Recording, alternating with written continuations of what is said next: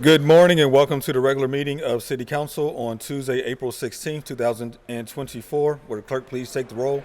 Mr. Charland. Here. Here. Mr. Coghill. Ms. Gross. Here. It's showing here. We can't hear them, but we can see them speaking. What are they saying? I'm speaking. Can you hear me? I can hear you. Thank you. Yeah, they can hear us. We just can't hear them. So they're here. So Mr. Charland's here. Ms. Gross. Mr. Mosley. Mrs. Kale-Smith. Here. Mrs. Strasburger. Here. Mrs. Warwick. Here. Mr. Wilson. Mr. Lavelle, President. You're second. Here. Okay, thank you. And Six members present. Will all please rise for the Pledge of Allegiance, remain standing for a moment of silence. Mr. President, can I also offer a moment of silence out for Beth Pittenger's mother, who passed away a few weeks ago, and she's done tremendous stuff in the community. Now I hear that. So I just want to make sure we offer a moment of silence for Mrs. Pittenger. Thank you. Thank you. I pledge allegiance To the flag of the United States of America and to the republic which it stands, one nation, under God, indivisible, with liberty and justice for all.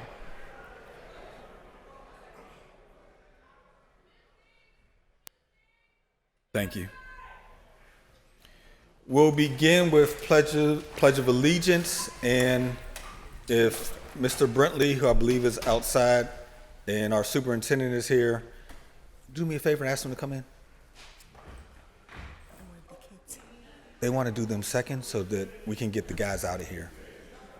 Good idea. Mr. Brentley, please come forward.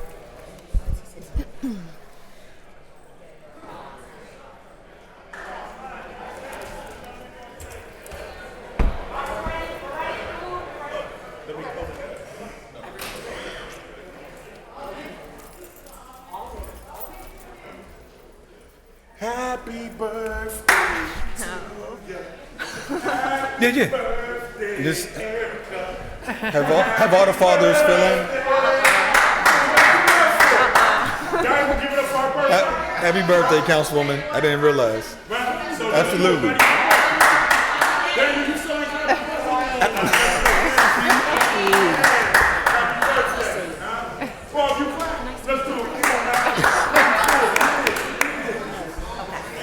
If all the fathers please come forward, fill in.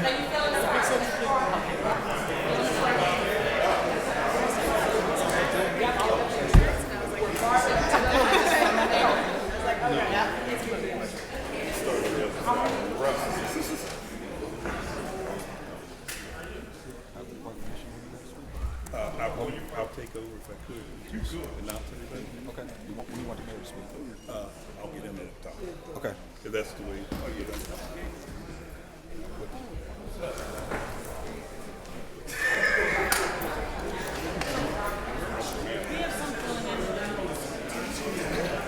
Sorry. Yeah. Okay. Nice crowd. How are you? Good to see you. Good to see you too. You want me to slide all the way over?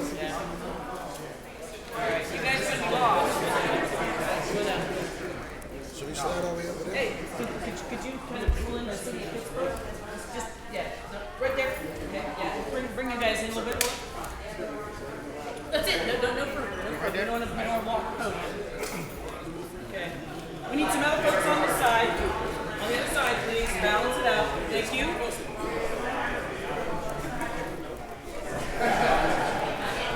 there's a way somebody can stand on that step right there.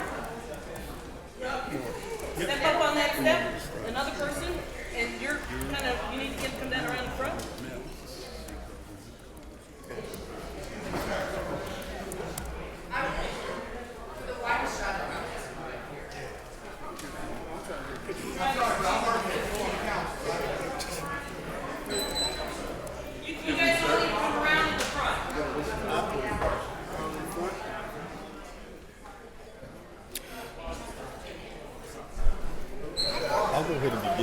have so many speakers while they still come in. Okay.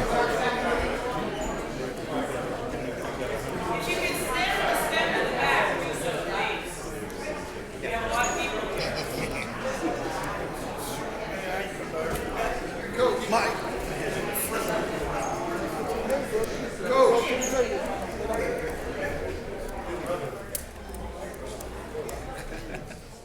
Y'all have to move back and watch while you're front. You pick the tall folks in the back now. All right. I'm looking after now.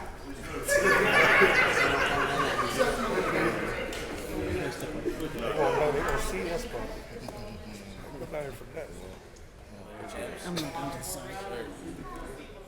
I could beat this one. I think we forget this is our chamber.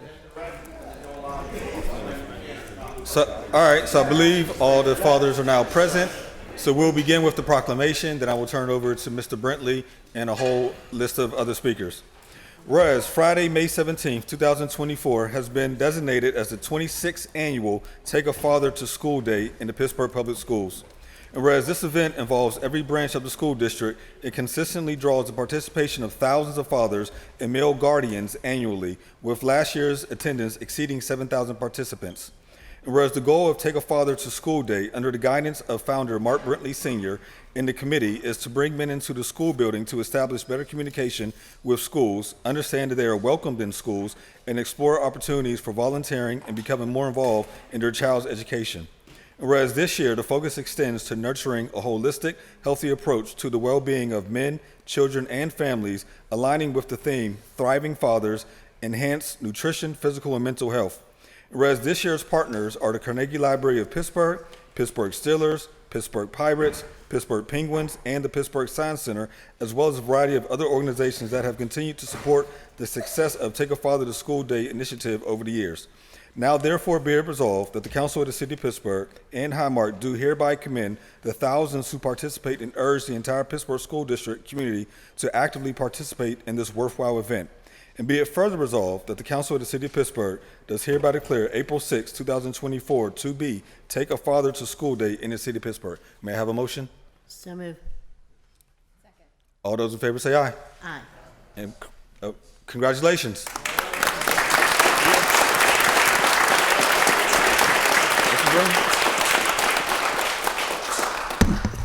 Good morning, members of council, and thank you, Mr. President. We're honored to receive this proclamation again, but more importantly, we are honored to just stand silently for children, okay?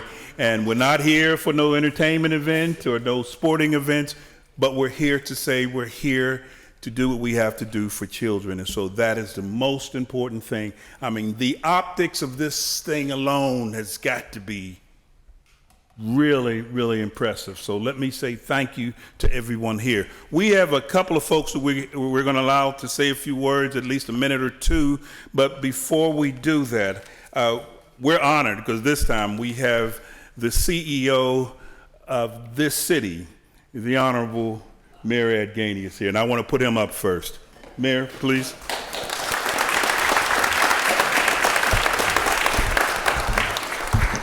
Good morning, everyone. Good morning. First, I want to thank Mark Brentley for his dedication to our children. There's no question his commitment to our children is demonstrated through his years of having Take Your Father to School.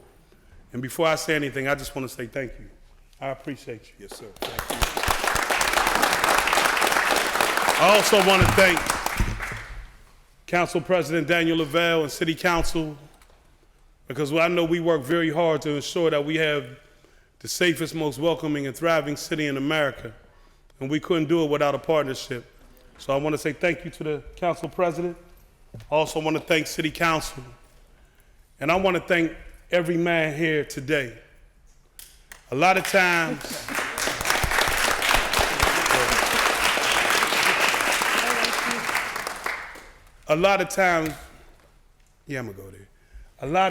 particularly in the media, we always appear that we absent. And we get this stereotype that we're not there and we don't care. And today, at the end of the day, we're here to say that that's a lie. And that we care about our kids, we care about our families, And we want to make sure one thing, that they just don't grow up. That they just don't grow old, but they grow up. And in order to grow up, you have to have mentors. Like I always tell people, I like, the whole situation of having, people that you look up to. I looked up to certain people too, but there's nothing like having a mentor. And the reason why I tell young kids to have a mentor is because I don't need you to just have a role model, because at the end of the day, you never see the role model fall and get back on his horse. You just hear stories of the role model. But when you have a mentor, you can watch them fall and watch them get up. And to each one of our kids, if we want to break the cycle of poverty, if we want to break the cycle of violence, if we want to break the cycle of homelessness, it's how much we invest in our children. Because if our children grow up healthy and whole, we don't have to worry about this other stuff. We have to make sure that we're investing everything that we got in our children. Frederick Douglass said it best when he said it's easy to raise a young child than it is to repair a broken man. And as long as we understand that all the decisions that we make is for the generation that's coming next, we will have a city that is safe, a city that is welcoming, and a city that's thrived because of the investment that we make in our children. And that starts with everybody right now. So to every man that's in here today, thank you. Thank you for making a way for children. And I want you to know that if no one else said it, I love you. Because I know the investment that it takes to go out here and do the work that you do every single day. So at the end of the day, let's just continue to go get it.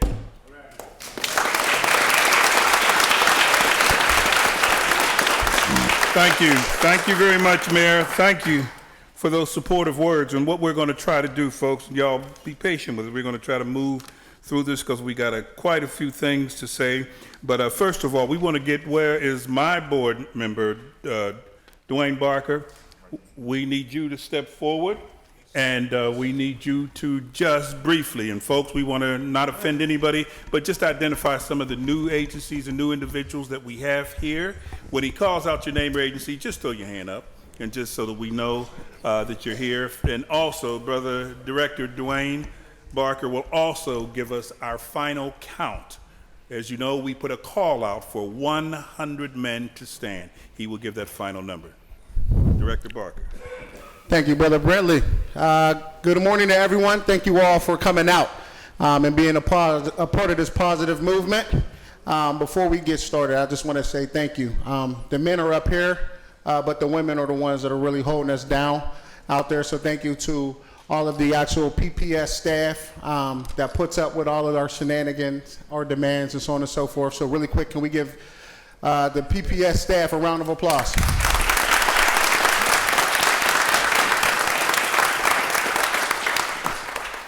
So if I don't mention you, my apologies in advance. Homewoods Children's Village, Northside Youth Athletic Association, Airpeg Sports Mentoring, REACH, Cure Violence, Cuts for College, Carnegie Library of Pittsburgh, Pittsburgh Penguins, Father Collaborative Council, Highmark Blue Cross, BPEP, 100 Black Men, Urban League. We got the president of Urban League in here, so that's a good thing. All right. We also have the executive director of BPEP in here. We have the Big Brothers Big Sisters, NS6 Vision, Westside Mustangs Youth Athletic Football, Centers for Victim, Team 412, The Promise Center, Homewood, BAM, Youth Guidance, Legacy International Church, One Nation Mentoring, Infinite Life Solutions, the Caring Place. We have the NAACP, and they're represented by their president as well. And we have Omega Psi Phi Fraternity Incorporated represented in here. We have PPS and Early Childhood represented in here. We have Manchester Academic Charter School, as well as Wilkinsburg's district, and we have the superintendent from Wilkinsburg in here.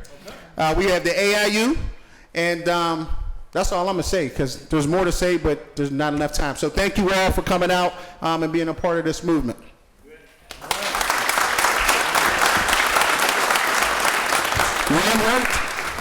Sorry, yep, I just got tapped on the back because I didn't say the final number.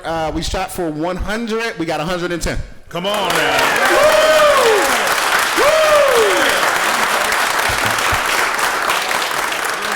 Beautiful. Thank you, Director Barker.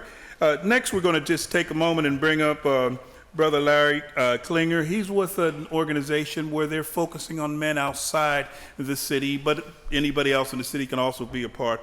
And the point for bringing Brother Larry forward, we're trying to let folks know this is a movement of men getting up, getting out, getting involved, and taking charge of turning their families around and doing some things for children.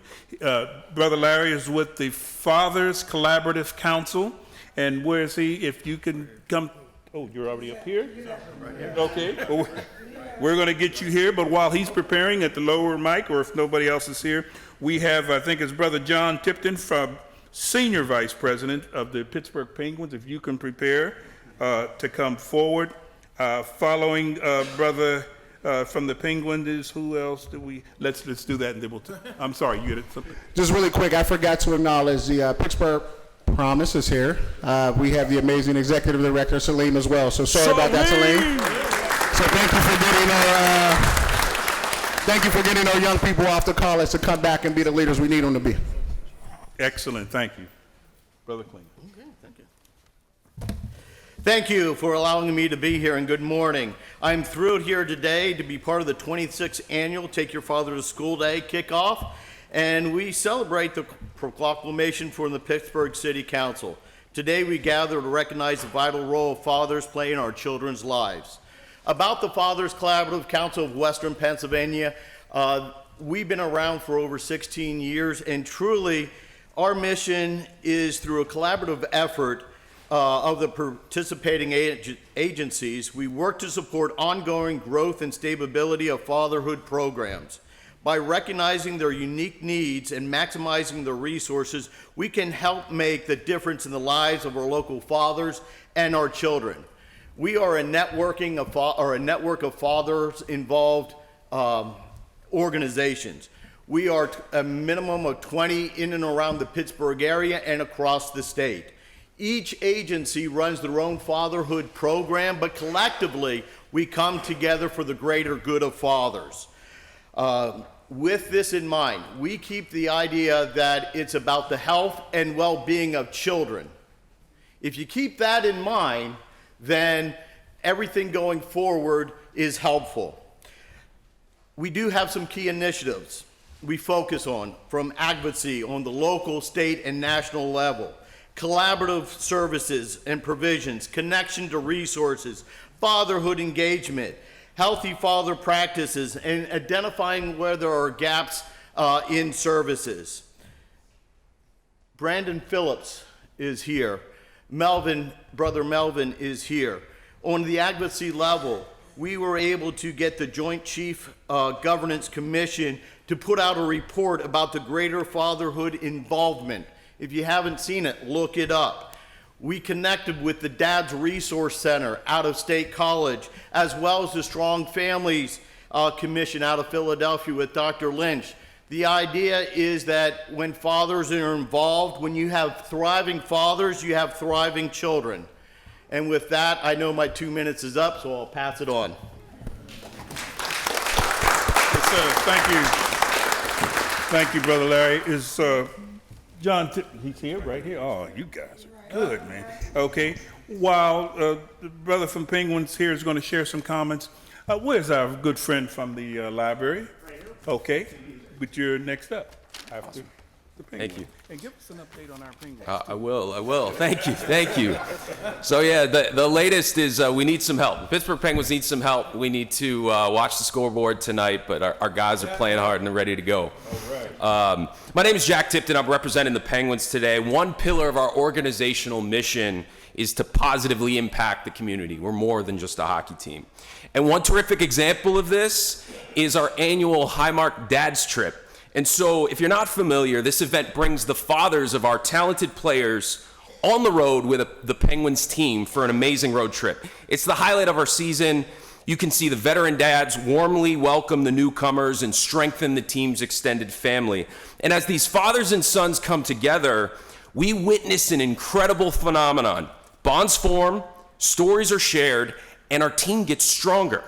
This trip clearly illustrates the profound impact that fathers have on their sons' lives and careers.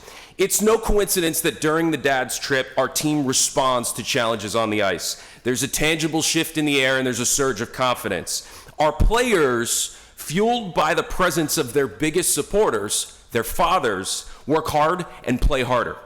This effort isn't just a matter of coincidence, it's the power of dads at work. And this trip is a vivid reminder that behind every great athlete, there is a network of support with dads playing a pivotal role in their son's journey towards success. And it's no different in our school system. As a father to 2 young sons, I understand how important it is to demonstrate love, how important it is to demonstrate charity, how important it is to educate and inspire. So as we celebrate another year of PPS Take a Father to School Day, let us recognize and honor the invaluable contribution of these remarkable men who show up and support our youth. Thank you. Brother John, we appreciate those comments, and thank you, thank you. We have the Carnegie Library has been a partner with us from day one because our focus continues to be education. How can we help our superintendent with the education of our children? Most of you know that the superintendent kicked off a reading initiative. Well, we just joined in with that, and so our focus is always reading. We understand the powers in reading, teaching our kids to read. Carnegie Library is going to share some things, and while they're sharing their information, Brother Mel will come forward with the litany. To those of you who are not familiar with the litany, it is men publicly stating our love and commitment to children, and we're going to do it. Thank you. Yep, my name's Simon, and on behalf of Carnegie Library of Pittsburgh, we're so thrilled to be part of this event again. We've been part of this event for many years now, and it's just so great to see so many men supporting their young ones in their education and their reading. I have a daughter that goes to Pittsburgh Public Schools, and she looks forward to this every year. I'm able to see her at school, I'm able to meet her friends, I'm able to meet her teachers, and all I have to do is show up. All I have to do is be there, and it just has so much meaning to her, and it's such a big event, and I love being part of it.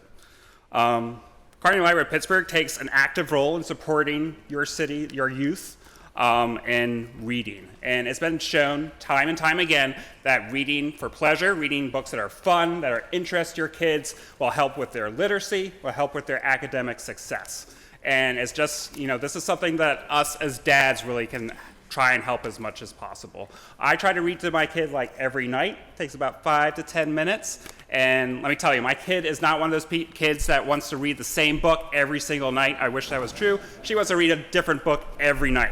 And I would be broke if I had to buy all those books. So thankfully, I have the library, and there's just so many great books. We love funny books. We love anything that has to do with like farts or anything is really a top tier book in our collection.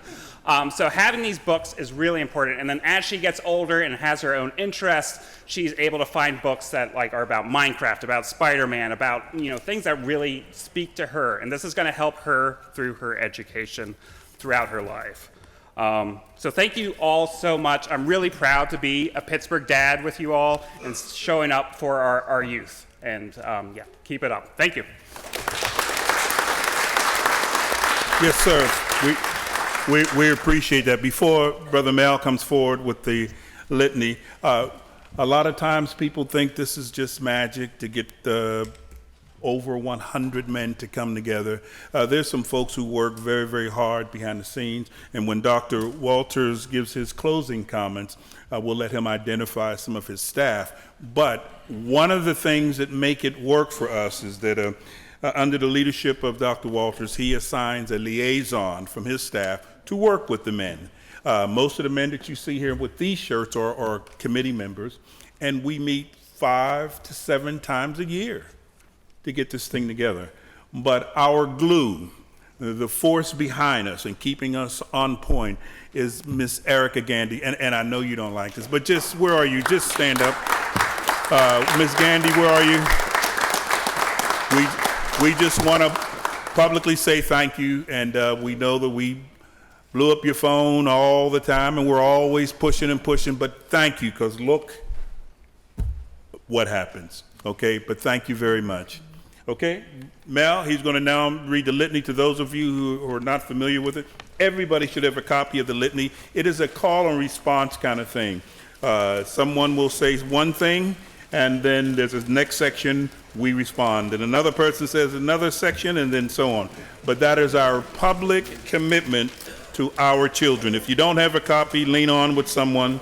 And then, of course, the final sentence or the final statement on this litany, we all say it together. Mel? Good morning, everybody. Good morning. How do you feel? I said, how do you feel? And how do you feel? I feel fired up too. This is the 26th year of Take Your Father to School Day, and really want to take the time to see how special this is today, really based on having the young men who are among us today. Let's give them a round of applause for being here today, please. You can do better than that. Clap it up for them. All the way down to Carlos's young son, who's with us today, who started to clap the other day. Thank you, Carlos, for bringing your son here. This litany we're getting ready to do, it was written by Dr. Wayne N. Walters, our superintendent. It's been a staple in this ceremony every year, and I'm glad to do it today. We have some fathers and some organizational men who are going to help us read this. Our presider today is going to be Mr. Michael Nicholas. Mr. Mike's is going to show up today, not Reverend Mike. But anyway, we'll see which one shows up. And we're going to have David from Early Childhood, Dr. Joe from Wilkinsburg, and my good friend, Brother Walter, will also have a part in it. So they're going to read the presider in the paragraphs down. When we get to members, we all will repeat that where it says members, and the last part we'll do in unison. So I'm going to bring up Mr. Mike to start up as our presider. Good morning, gentlemen. Good morning. When I read loud, you read louder, okay? Yes, sir. Speak up. We're dedicated that the 2024 of our Take Your Father to School Day to the involvement of fathers and father figures in the education of their children and the collaborative support of educators and other stakeholders. You step back, Mike. Come on, David. Right here. We rejoice that fathers and father figures, students, educators, and supporters are assembled under the banner of the Pittsburgh Public Schools Take a Father to School Day. All right, Dr. Joe. We ask for guidance as we grow in our development concerning the importance and impact of fathers and father figures and our need to embrace relationships and resources for the benefit of our children we love and cherish dearly. Walter.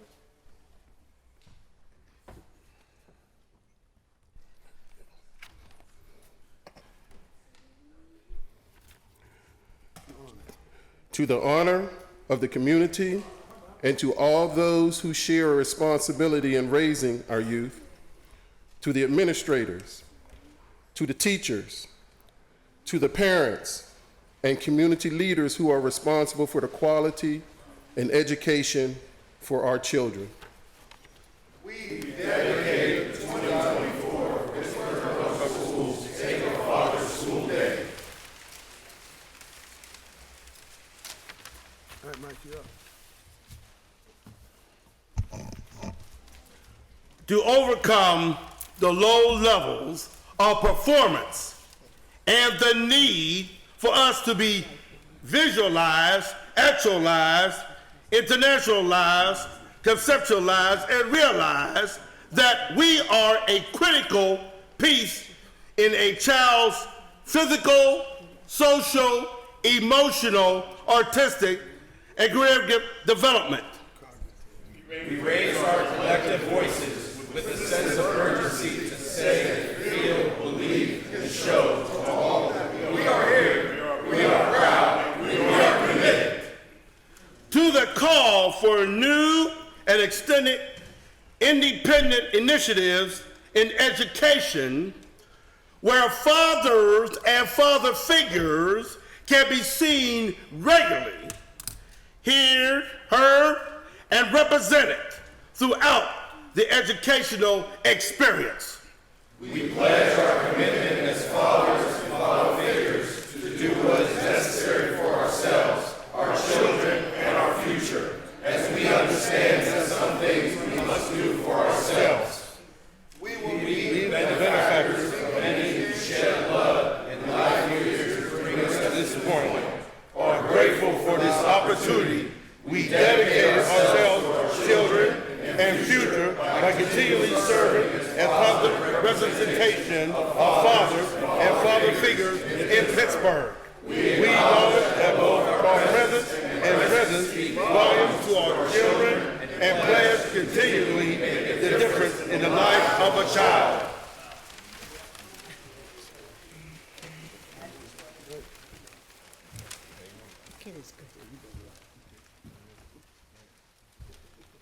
All righty. And folks, thank you. That was our commitment to our children. We got to take a second and just give us some applause because it wasn't we're just trying to say that we care and we're committed to our children. I want to take 1 second off the agenda real quick. Is Alex Matthews here? Mark Jones? Okay. Well, we want to give a shout out to them. Let's see, their Allegheny Network, Health Network. We want to holler at them and say thank you because they're responsible for the wonderful nurses that we have outside that's going to be taking our test.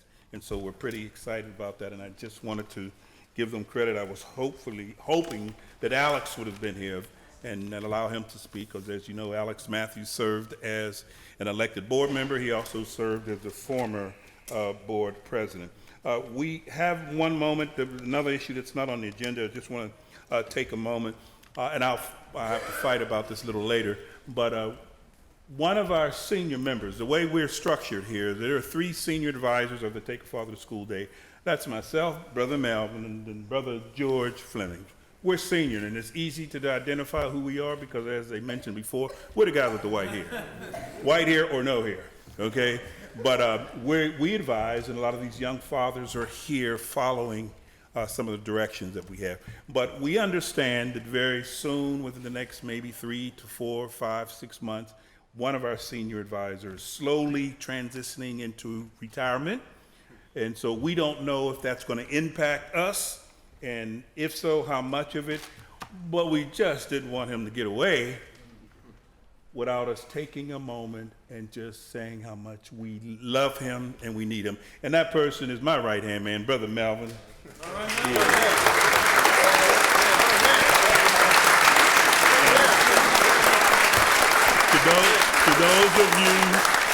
To those of you who don't know Mel, he has been just an unbelievable supporter of this movement, but he's also been a quiet soldier in everything in this city. Sometimes you got to go in a room and you don't even know he's there till somebody points him out. But when it comes time to roll up the sleeves and doing the work, he's the soldier, okay? And he's been there for years. And so we would not have the kind of success that we have without having him here. And so we don't wait until something crazy goes on. We stop and we give it. That's right. That's right. So I just want to take a second to just give about one quick story, and then after that, we're going to get to our closing. But I think about 4 years ago, I was with Melvin. I want to say we were up there on our way to or from Harrisburg. As you know, he was the chief of staff for then State Representative Ed Gainey, who is now our mayor. Well, we were driving, he pulled over the side of the road, and I probably know what I'm going to say. He pulled over the side of the road, and we had to put something in his trunk. And he put it in the trunk, but he opened it up, and there was a whole pizza in his trunk, cold, it had all the toppings. And I think he took a piece and he ate. I said, "What's up?" I said, Mel, pizza in your trunk? And he said, "Man, I got to go from one meeting to another. In other words, so I won't be late coming for you. I'll stop and grab a bite." And the struggle continues. And I just said, man, that is a commitment. That is a commitment. And so I think about that all the time. And one of the things we want to do as a committee, you know our budget, Mel, okay? You know what our budget is. But one thing the men were able to do, we have a card, and we have a $50 Visa gift certificate, and it is just for the purpose of buying hot pizza, okay? Where's my son? Where's my son? Malvin, Mark, wait, you have the card? Okay, he has the card for him out there. Then also, if you know anything about Mel, when you see him with his suit on, Mel always wore this lapel, this thing on his lapel. It was a butterfly. I said, what is that? It's got to mean something if Malvin has it on. But we tracked down where that butterfly came from. And they represent an agency called the Caring Place. And I have these two wonderful sisters here. Would you please come on up, the director? Come on up. And I want them to say a few words about what is this agency. If Malvin has it on your lapel, I know it's about children. But please, guys, open it up. Help these young ladies through, please. Or if you want to stop down there, they can, whatever's easier for you. Both of you, please help them in there, gentlemen. Please introduce yourselves and tell us about your agency and tell us what you need to tell us about Malvin. Melvin, I'm looking right at you, my dear friend. Yes, Doctor. I bet every one of you would feel the same way I feel at being asked to speak in front of this amazing group of men in our community to honor you. I would ask everyone to stand, but they already are. My name is Andrea Lurier, and I'm the clinical director of the Highmark Caring Place, and I am here with my friend and boss, Therese LaValle, who is our vice president. Melvin, you would have to tell people why you wear the butterfly. All I can do is explain to people what the butterfly means to us here at the Caring Place. I've been with the Caring Place for over 25 years. We are a program, a center for grieving children, teens, and their families. We provide a safe place for children of all ages to come together, to be with other children, to be with other families after someone significant in their life has died. We have a program in downtown Pittsburgh on Stanwyck Street, and we also have 3 other programs across the state. And I'm so proud to be working there because the program says that the grief of children matters. And it's not easy. We are so, as a society, uncomfortable to talk about the hard issue of death and loss and grief. And yet when I go into the schools and I meet the children at the Caring Place, so many of them say, I'm one of those kids. Someone really important to me has died. And when you really listen to them, they'll share that grief for children is hard. It's hard for adults. And I can't imagine what it's like for children. I think these are children who lose their best friends, their fathers, their uncles, cousins, moms, grandparents. These are people who raised me, who helped me feel safe, who, with their hugs on the worst day, makes me feel whole. That's who these children lose. And we cannot, at the Caring Place, fix grief. And we can't make children ungrieving.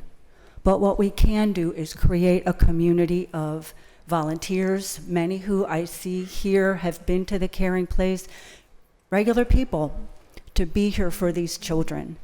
And we bring them together, and I guess what they discover is that this is something I'm going to be working on for my life. I'm always going to miss my person, and there will be a lot of things I wish I could ask them that I can't, and things I'm going to struggle with. But at least I don't have to do it alone. I can be with people my age who can share their experience with me. I can be with safe adult volunteers who help me talk about my feelings, play about my feelings,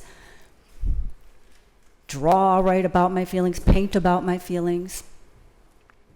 And I feel like maybe that will help me know that life has great value. And so when we started the Caring Place, one of the very first children to come through the Caring Place experienced the death of his brother very suddenly from an accident, and I know a lot of our children are experiencing loss suddenly through very tragic means. And he came through the Caring Place, and he drew, if you come to the Caring Place and you're invited to see the actual picture, he drew this broken heart. He said, "This is how I feel. I feel brokenhearted." And after going through the program and meeting children and feeling like he could breathe a little better, he actually added a butterfly. He added a butterfly. And that became the perfect way to explain the Caring Place, that our hearts will be broken. We cannot stop bad things from happening. We will work to relentlessly, but what we can do is let these children know we will journey with you. We will not let you do this alone. And so we call hope, we call our butterfly hope. And when I see a butterfly, it means I carry hope for grieving children, maybe even before they have some hope for themselves. And every day, Melvin, you wear the hope for not only grieving children at the Caring Place, but for all children. I am honored to know you and to have walked this journey. You show up. You show up. You are the most authentic man I have ever met, and it is a privilege. And I know I speak for everyone here. I don't know what else to say because I think I'm going to start crying. But I just invite you all. I'm so glad you're here for the students and you're here for your children and here for this community. We will work with you. We are here too, and I just look forward to partnering with you all, and let's figure out what we can do moving forward. Yeah, we have butterflies.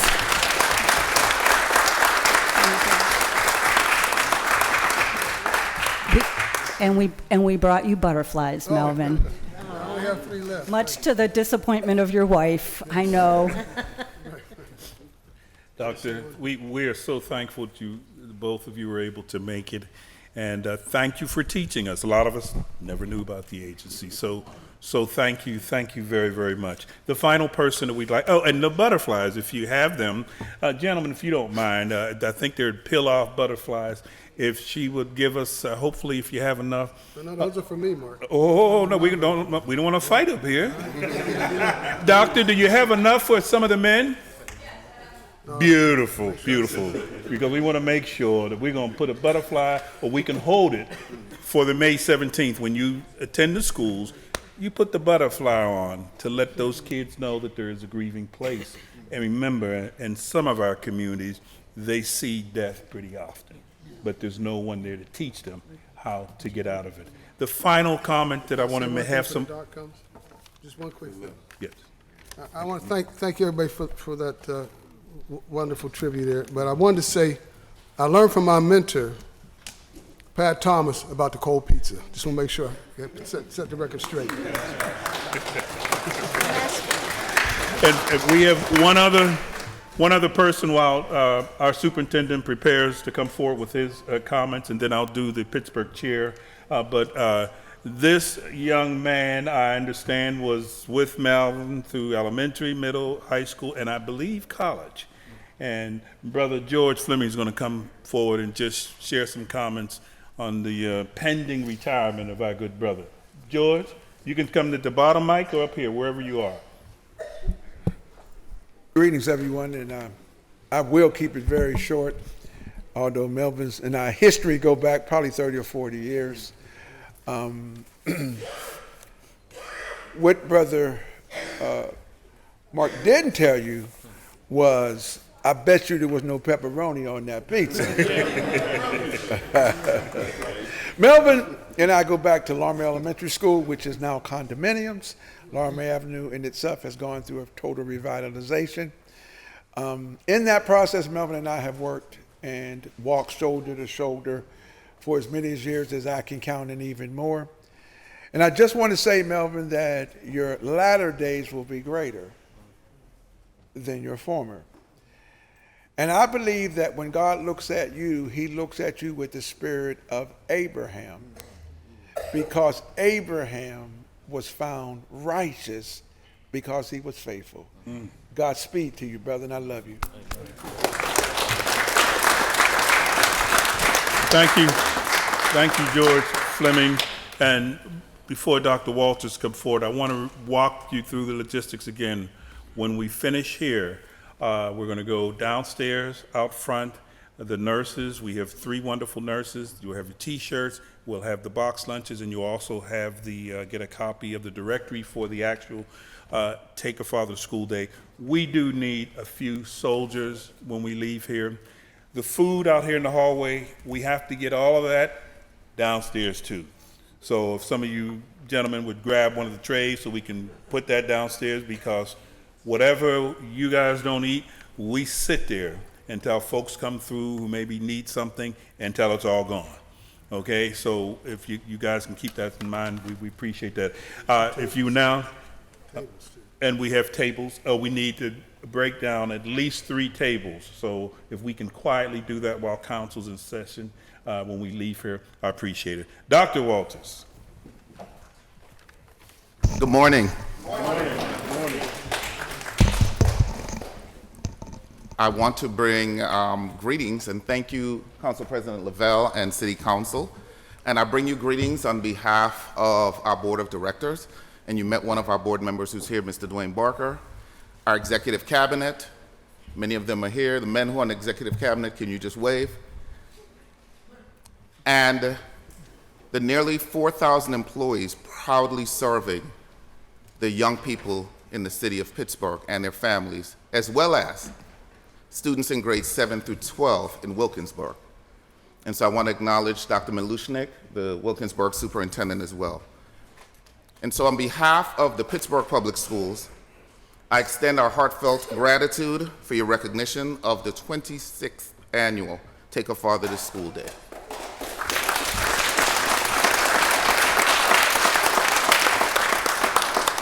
This proclamation is a valued acknowledgement of the crucial role men play in the educational and personal development of our children.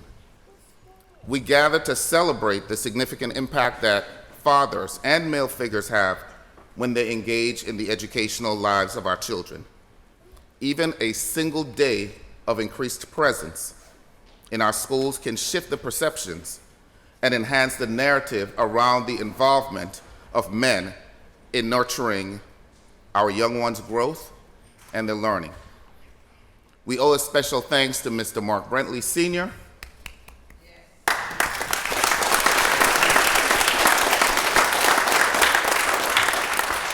whose vision and dedication have been instrumental in sustaining this initiative.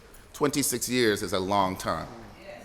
We don't have any students who are 26 years old. His commitment, along with that of his steadfast committee, and if they could just wave, because I know there's so many people on his committee that support, many of them are in the blue shirts, if you could just wave. Thank you. Has made this event actually a cornerstone of our community's educational calendar. And as we reflect on the importance of this day, let us remember that children need models and mentors, not critics. They need models and mentors, not critics. And that serves as a reminder of the positive influence men can have in not only supporting the academic endeavors, but also the moral and personal growth of our children. We need you, we need your guidance, we need your support. And so I want to thank you, Council, for supporting this vital partnership and continuing to recognize the profound impact that engaged male figures can have on our future generations and our city. And before I move off of the podium, I too want to acknowledge Mr. Melvin Hubbard Eel. We go back a long way, well, a short way, I'll say a short way. I first met Mr. Eel as middle school principal of 2 of his children, Kush and Primera. I don't want to know how old they are now, because then that will date me. But in any event, I just want to speak to his positivity, his presence always, his dedication. He transitioned from an active parent to a supporter of our band. Westinghouse, Obama, he's always been around those bands. And anything that students needed, he showed up. He was always present. He probably has more pictures with me than my family. So he will be the person that when I pass on, I can tell him, find Mr. Hubbard Eel, because every time he sees you, he takes a selfie. But really, I want to speak about his tenacity, his energy, and his commitment always to young people.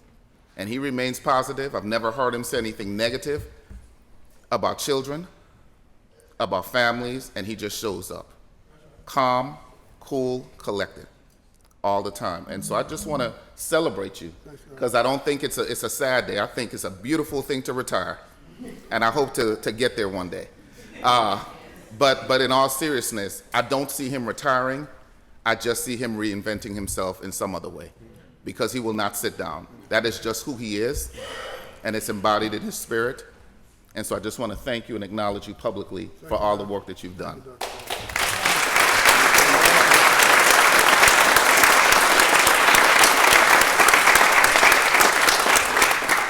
Lastly, I want to acknowledge the women in Pittsburgh Public Schools. There's so many of them behind the scenes that lift us up, so I see them in the room. You met Erica Gandy, Ebony Pugh, Mercedes Williams on the outside, Leona Creighton, Portia Martin. Who am I missing? Anybody else in the room I missed? But there's so many of them that support this event every year to make sure that we can do this. So again, thank you so much. Mr. Brentley, hopefully we can move this for another 26 years to create legacy. So thank you, thank you, thank you.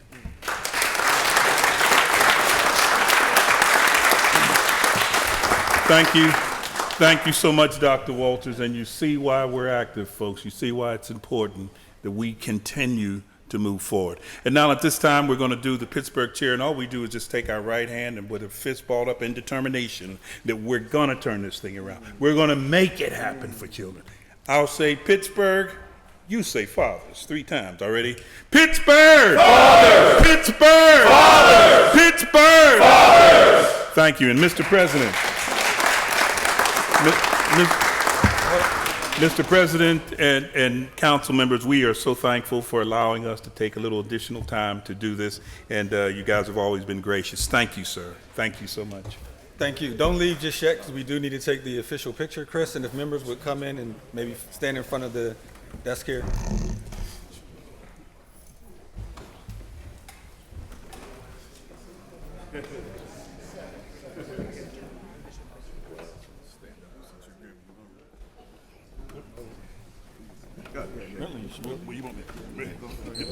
Yep.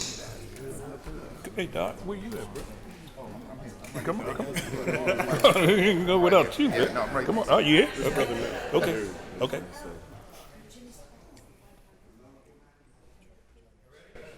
Yep. Give us the countdown.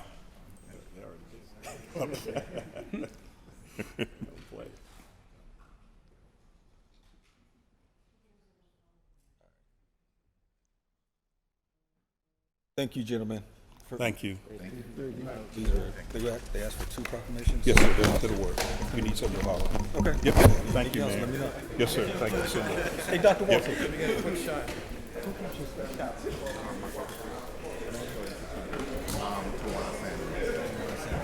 3600. All right. I want to get a meeting. Talk to Jake about it. Talk about shooting. Yeah. All right.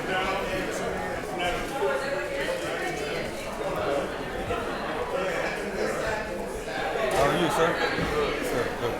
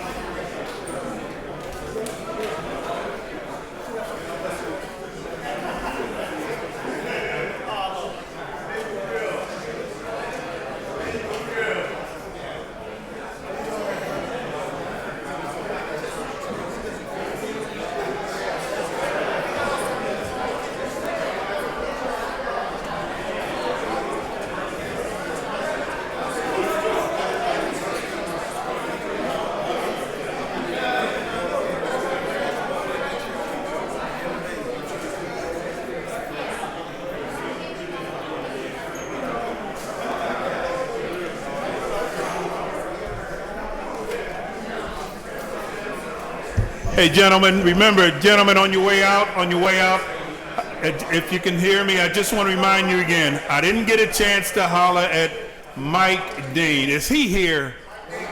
What, man, will someone get that man a hug? What that man put on social media and made this thing work. We love you, Mike. Thank you. Thank you. Thank you. I'm sorry. I wanted to holler at him.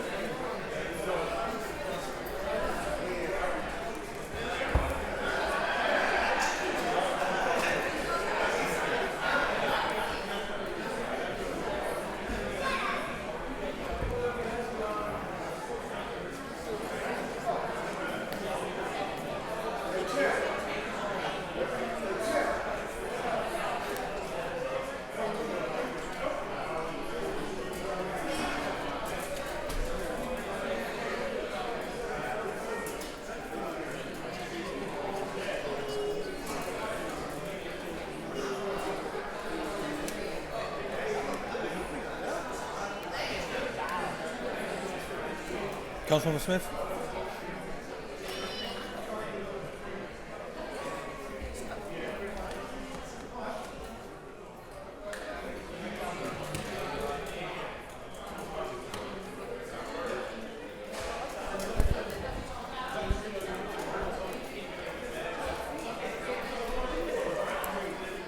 And we're going to have, Let's- can I have let's- everyone from Langley? Council, let's try to get the men out of so. Okay.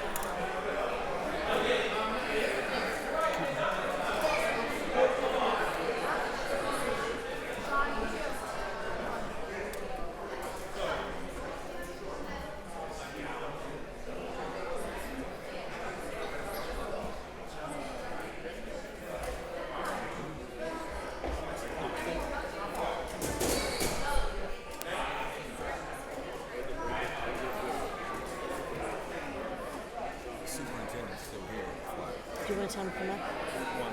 Yeah, do you mind?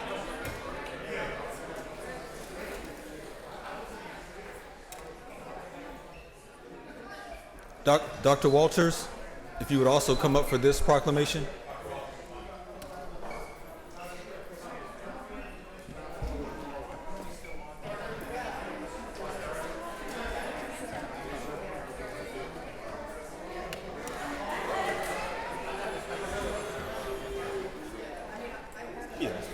Yeah.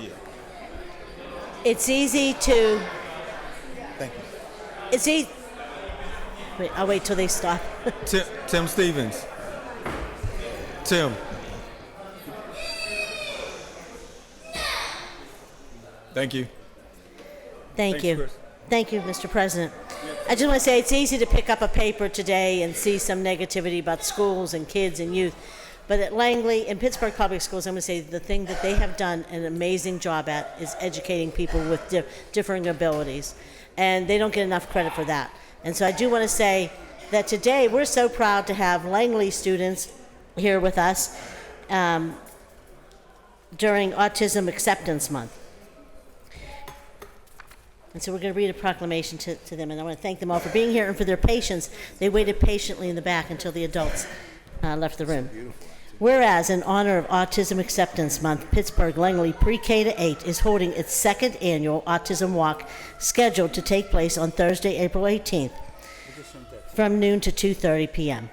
And whereas the walk will commence in the cafeteria entrance of Pittsburgh Langley and wind its way to the playground, providing participants with a chance to stroll, converse, and connect with fellow community members while demonstrating solidarity with individuals and families affected by autism spectrum disorder, ASD. And whereas autism affects the normal development of the brain in areas of social interaction, communication skills, and cognitive function, and generally appears before the age of 3. With the most recent data from Pennsylvania Autism Census Project estimates that more than 55,000 individuals are on the spectrum in the state of Pennsylvania. And whereas the second annual Autism Walk aims to foster understanding and promote inclusivity, the event not only shows support for those living with ASD, but also celebrates the unique talents and perspectives that individuals with autism have, while sending a powerful message of acceptance where everyone is valued and respected for who they are. And be it further resolved that the Council of the City of Pittsburgh does hereby commend Langley Pre-K to 8 for coming together to create a more inclusive and understanding community for individuals with autism and their families. And be it further resolved that the Council of the City of Pittsburgh does hereby declare Thursday, April 18th, 2024 to be Pittsburgh Langley Autism Walk Day in the City of Pittsburgh. May we have a motion? So moved. Second. Second? Second. All those in favor say aye. Aye. Congratulations.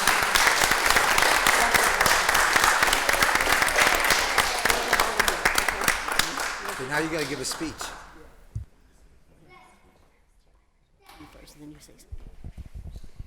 Good morning. I am so proud of our Langley students and their staff. This is so important when we talk about putting our students first always, in all ways, that we represent all of our students. And so this is truly a special time because we know that all of our environments where our students work, play, grow are not always inclusive, but it's so important in a school district that we make sure that this happens for them so that they can live prosperous lives. And so City Council today, I thank you for this acknowledgement. I thank you for your level of support, and I thank you for your partnership in recognizing that all of our students are truly all of our students. And to our staff, thank you so much for your work day in and day out, because you're the ones that make it happen. You're the ones that create the support, the guidance, the structures, so they can prosper in the environments that they're in. So I always say Pittsburgh Public Schools has the most amazing staff, and so I want to publicly acknowledge them because we honor, value, and respect our educators for the work they do every day. And also want to acknowledge the school's principal, Mr. Saikon, who could not be here today. But thank you, thank you, thank you.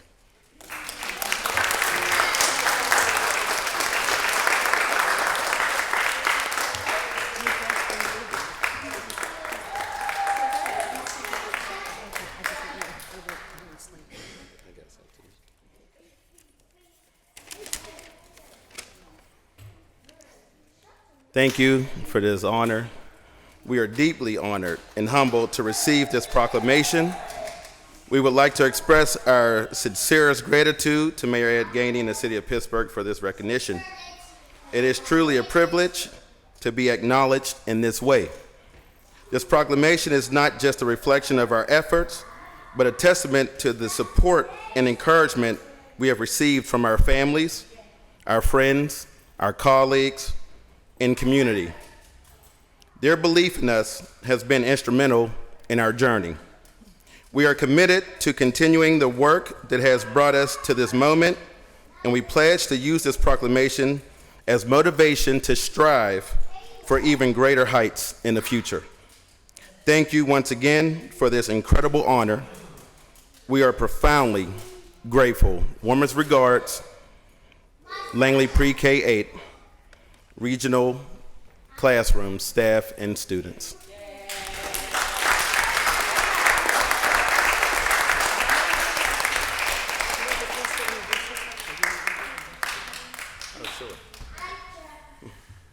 At this, I would like to introduce the staff that we have with us today. We have Ms. Greer. Sure. I just want to say, in case you recognize the name, she's Bill Greer's daughter from the building trades. And Steve Maz is in the back from the building trades. So we have Ms. Greer, we have Ms. Ortiz, we have Ms. Dixon, we have Ms. Gillett, Miss Murphy, Miss Kittner, Mr. McAdams, Miss Dibble, Miss Dunlap, Miss Linhart, Miss Henderson, and Mr. Mike Dean.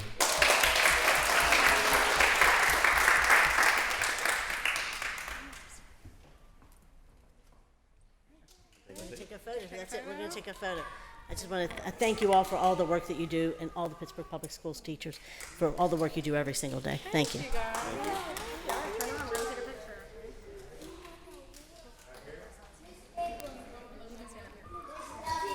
Okay. With this. You can go in front of it.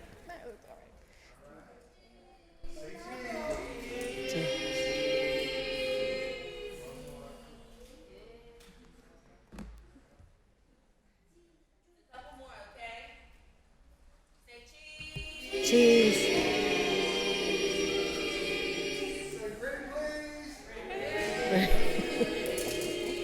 Melvin, you should be in the photo.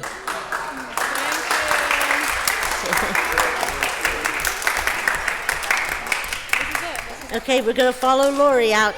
Okay. We're going to follow Lori, Miss Lori. Thank you, everyone. We'll see you. We'll see you for the walk. See you all. Good job. It's hard work.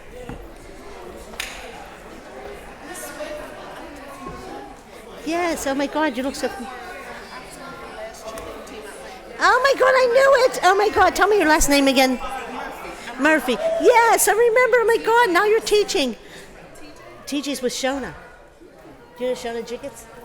They have 2 kids. She teaches at Allegheny. Yeah. They're together. Yeah.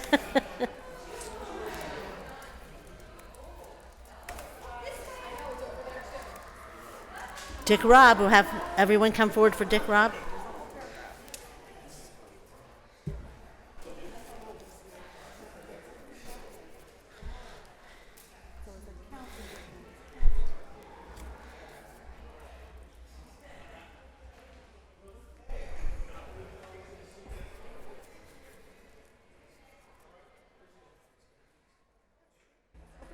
That's the same.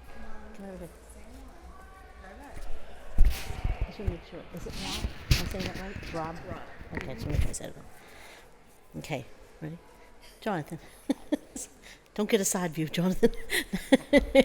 Anyway, whereas Richard C. Robb, known as Dick, was born on October 20th, 1937, in Dick's earliest years, he lived in an orphanage because his family could not afford to support him. Once his mother remarried, Dick joined his new family in their home, in their Sheridan home.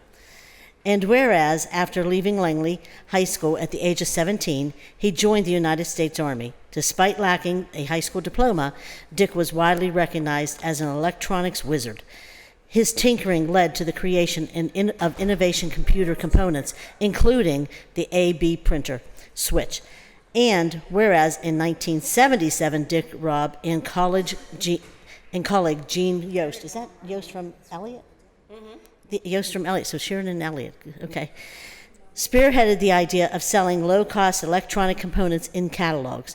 Their idea, devised on napkins in a restaurant, evolved into Black Box, which became a nationwide leader in catalog sales, trading on the NASDAQ stock exchange. And whereas Dick's business success was rivaled by his deep philanthropic heart, particularly for organizations serving children, in recognition of Dick's generosity, Children's Hospital of Pittsburgh named a room in his mother's memory. He sponsored the Dancing for a Cause fundraiser held by the Watchful Shepherd USA, and he funded the construction of the Richard C. Robb Rehabilitation Center in Stuart, Florida, an outpatient facility that operates today as part of the Cleveland Clinic. And whereas in 2001, Achieva, then ARC Allegheny, awarded him their highest honor, the Sattler Humanitarian Award. He earned his recognition for corporate and board leadership to the organization's substantial involvement in developing its information system and financial contributions to its library, which at the time housed one of the most comprehensive collections of information on intellectual disabilities in the Pittsburgh region. And whereas Dick's casual attire earned him the affectionate references of Dick Rob Formal and a forever in blue jeans guy. He enjoyed traveling the world, mainly via sailboat, where he found moments of tranquility while exploring the salt waters of the islands with his family and friends. However, his greatest joy was being a father, grandfather, and great-grandfather. And now, therefore, be it resolved that the Council of the City of Pittsburgh does hereby posthumously recognize Richard C. Robb for his commercial achievements, charitable service, and to a life well lived. And be it further resolved that the Council of the City of Pittsburgh does hereby declare Saturday, April 20th, 2024 to be Richard Robb Day in the City of Pittsburgh. May we have a motion? So Moved. moved. Second. All those in favor say aye. Aye. Congratulations. You all want to say a few words? Sure. I just want to thank the council, everybody. Thank you so much. I'm so proud to be receiving this for my dad.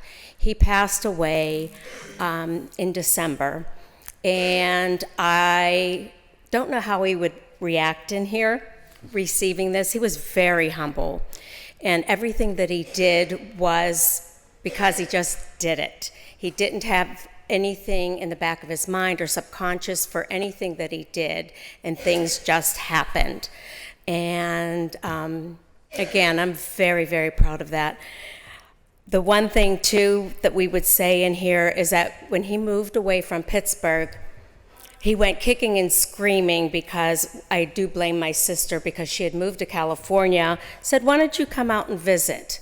You don't like the snow and the bad weather, etc. Next thing I know, having dinner at my house when my dad announces he's moving to California, he and his wife at that time, and he went kicking and screaming. He's a Pittsburgh boy, always was a Pittsburgh boy. You just can't take him away from that. And just also seeing the kids here from Langley, that's where he was from. That's how my dad grew up. And yet, he just did so much. I just want to say, too, is that though he was able to do so much in his life just by using his brain and just reaching out for no other reason, the one takeaway that I have that I would wish for everybody, including myself, is that when it's my time to go, that, all right, I don't need a proclamation, but I would like to hope that I would have made a difference and that people would have not necessarily known my name, but because of me, the world is a little bit of a better place, like what my dad did for Pittsburgh. So thank you.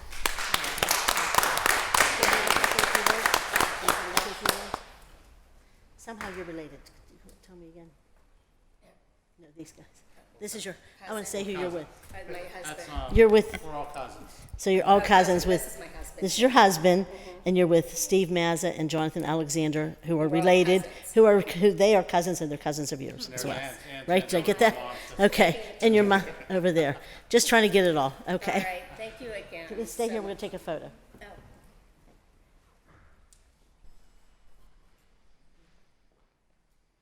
All the members want to take a photo? Do you want to join us? Come on, get in. Come on, Deborah. All members? Come on, City. Oh, I would love that. I didn't think about it. I'm sorry, Council. I'm It's sorry, only going Council on President. Facebook. Don't worry about it. Yeah. Hi, thank you. Thank you for this. Oh, thank you. Appreciate that. Thank you very much. Ginger, get in. Ginger. I'm behind the scenes. No, she's not, ever.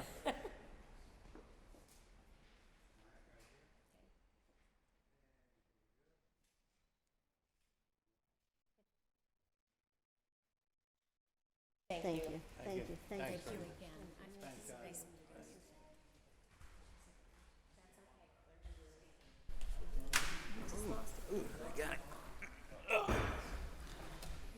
And Councilwoman Strasburger, do you want to come forward?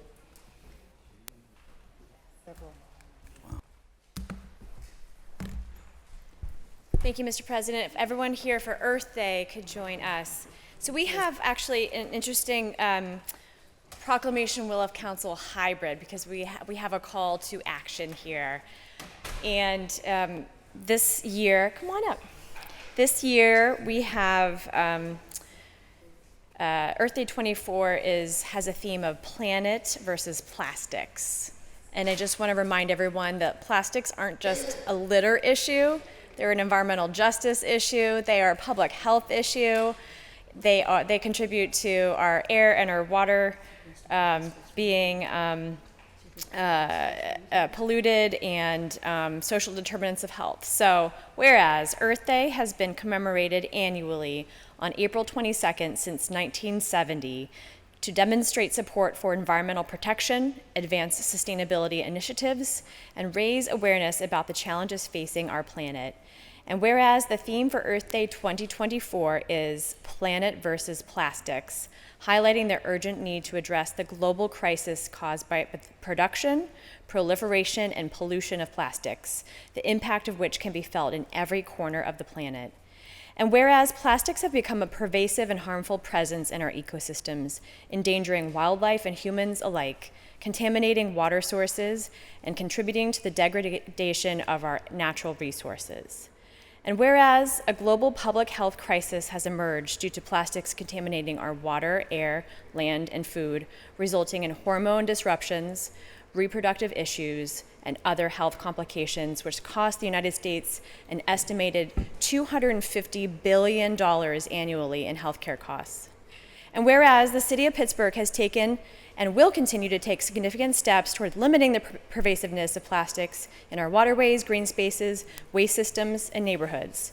And whereas the fourth session of the Intergovernmental Negotiating Committee to develop an internationally legally binding instrument on plastic pollution, including in the marine environment, is scheduled to take place from April 23rd to April 29th, 2024 at the Shaw Center in Ottawa, Canada, the first session having taken place in Uruguay, November 28th to December 2nd, 2022. And whereas it is imperative that we take collective action to reduce plastic consumption, promote sustainable alternatives, and advocate for policies that mitigate the disruption of single-use plastics and plastic waste. Now, therefore, be it resolved that the Council of City of Pittsburgh does hereby urge the members of the Intergovernmental Negotiating Committee to create a strong and effective agreement that properly accounts for the complex and differing impacts of plastics on all countries and communities that can guide the global community toward redesigned systems and products for reuse and recyclability, and the reduction of elimination of unnecessary and problematic plastics, and a broader transformative system for justice. Be it further resolved that the Council of the City of Pittsburgh does hereby declare Monday, April 22nd, 2024 to be Earth Day in the City of Pittsburgh and urges all residents, businesses, and institutions to join in their efforts to combat plastic pollution, promote environmental sustainability, and work towards a healthier, more resilient planet.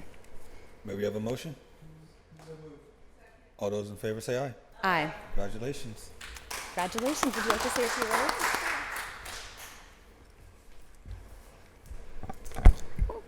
Hi, my name is Haley Whitcop. I am an intern at earthday.org and a Pittsburgh community member. On behalf of Earth Day, I would like to thank the Council for taking the harms of plastic seriously, as it is a public health crisis that requires international cooperation. Thank you. Thank you.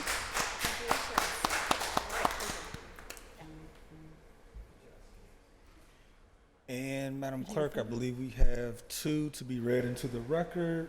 One from Councilman Wilson for Steel City Duck Derby, and one from Councilwoman Smith for Mary Queen of Peace.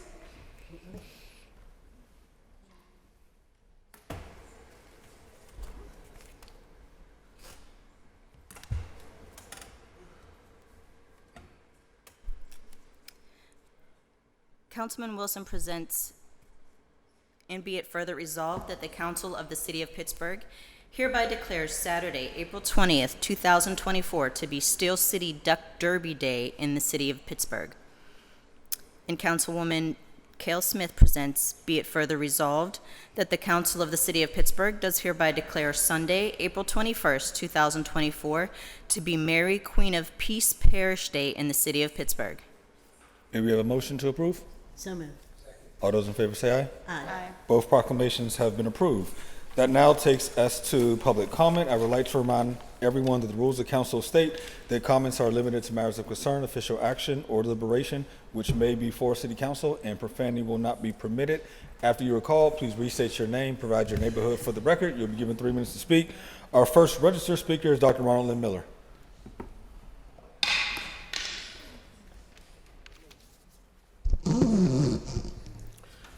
Dr. Ronald N. Miller, Belsilver, Tahlequah, Salagi, Sagadugi in Oklahoma, globalintelligencesociety.org.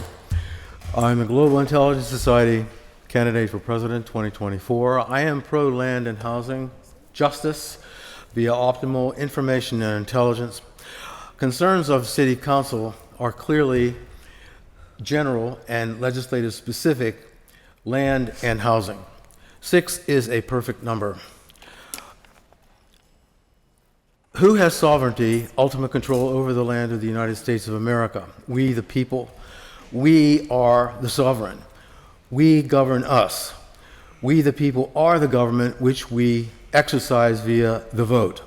President, Congress, Governor, Assembly, Mayor, and Council are not government prime. We are. Africa, Hausa, who owns the Koza land under this building that is a prime Gita house of activities of individuals we think that we elect via vote to represent us in the governance of the County of Allegheny and the City of Pittsburgh. We do. We Alleghenians and Pittsburghers ultimately own the land and own this city-county building. Penultimately, Pittsburgh City and Allegheny County share ownership, including floor 5, Asian Nihongo.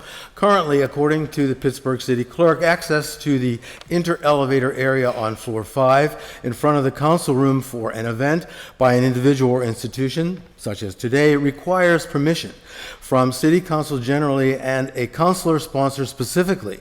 Assuming shared city-county jurisdiction of the city-county building governance, IA, House, why no county council involvement?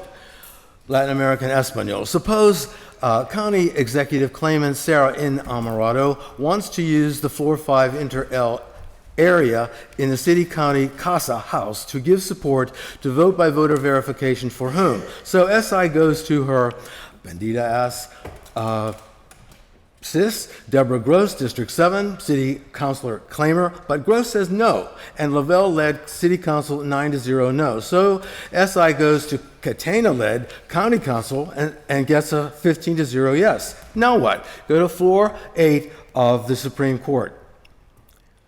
Deutsch. Suppose Pitt Chancellor Dr. Joan Gable wants to use the Inter-L5 to give justified, in my view, Allegheny tribe claims to das Land, land under the Cathedral of Learning in Oakland. What would DEI committed Latin American descent in Amarado and Catena and Black African descent Gainey and Lavelle, DEI, do then?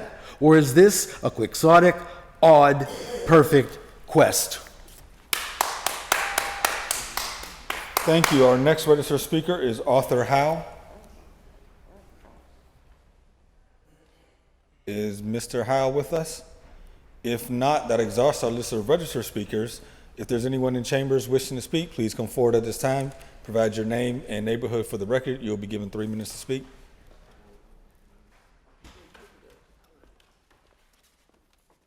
Hello, my name is Michael Bonniwell. I'm from Minneapolis, Minnesota. And I wrote City Hall a letter I wanted to read for you guys. I come to understand that justice knows no bounds. Here in my home state or in Pennsylvania, calling to address these social issues resonates deeply with me. I feel called to act upon a sense of duty to raise awareness and advocate for change. The suffering I've witnessed in Pennsylvania has only strengthened my resolve to speak out against corruption, greed, and neglect of the most valuable members of our community. Tax-paying citizens of Pittsburgh, have you noticed there is millions of dollars in missing funds meant for the homeless or affordable housing? And it's a glaring problem, but I implore you to look deeper into the root causes: corruption, greed, and poorly elected officials. I'm nobody, but I just want to come up with some concrete solutions and problems. Like officials like Mayor Ed, to make appointed officials let millions of dollars go unaccounted for. We need to hold those people accountable. I write this letter to initiate a discussion, views, and ideas, because together we can be a solution for this travesty and uphold justice for our fellow citizens. In conclusion, I want to underscore the collective power of collective action and citizen engagement. It's up to us, the taxpayers and the residents of Pittsburgh, to demand transparency and accountability for our elected officials by staying informed and participating in the process. We ensure that our tax dollars are being used effectively and ethically. Let's work together towards finding solutions and create a positive change in this community. Thank you. Next speaker, please. Next speaker, please. No. Hello, citizens. My name is Yvonne F. Brown, and we have someone that's making jokes while I'm talking, but I'm laughing. But I want to say the young lady, Haley, that spoke, she was dynamite, and that's what you should use her as an example. Instead of just running off your mouth, saying the same thing over and over, just say it and be through with it. Okay, I want the citizens to know that Brother Ash has this book. It's free. And in it, he says, wait a minute. I made a little card. Brother Ash Magazine tells our story. You got Richard M. Marshall, CEO and founder of Stop the Violence Pittsburgh. He's in this magazine. But also I've seen a police officer who is a legend. His name is Richard Quick McLean. When I went to see Kim, who is a singer, a black singer, I saw the policeman, but he's up in the hill all the time. And I've seen sometime, I think he even came here. But he is a legend, and he gives us respect. When I come down here, I'm trying to tell Jens that I believe we deserve more respect than we get in here. Let me explain something to you so you understand. You had children with autism. Kids get busy. You see how long them kids was there? You see some of them hollering and making noise? You could have put the children first. Audience, you lie. Talk about the children first. You put them men, and I have nothing wrong with Mark Brinkley. He fought for years. They had tried to stop him from what he does now. I went to school board. I used to go to every meeting, and he wanted to give a proclamation. I remember one time, and he was fussing. They said that I can't. You said I can't give a proclamation, and the black president, I forget his name. Anyway, he said, "Oh, Mark, so and so and so. See, I just mentioned somebody. That's what you could do." Mark said, "How come I can't do like everybody else and get proclamation?" They tried to stop him. Even the teachers tried to stop the fathers from coming into school. I remember, because I fought with him. I marched with Mark Brinkley. I've been coming here 20-something years, and you know something? It's hurting my heart like a broken heart. Because you don't give me no respect. You don't give the children respect. You stand up and you lie. You lie. These proclamations are lying. And and the mayor too. The mayor came up in our building, gave proclamation, and brought a plaque for Saludin's brother, Reggie Howes, who just came in our building, going up and cleaning in front of August Wilson. He said to me, "The mayor, you got a problem with it?" "Yes, I do." Who told you he was up there cleaning? I cleaned all around my building and nobody did anything. I asked to get paid, I didn't. Even though if I don't get paid, I know I did it for the citizens. For the citizens, that's what I did it for. Thank you. Next speaker, please.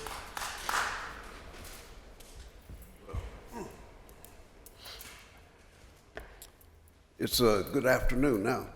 My name is Howard H.P. Jackson. BPEP. Grew up with NACP all my life. My moment here today was very special. But let me advocate how the responsibility to get out there and vote.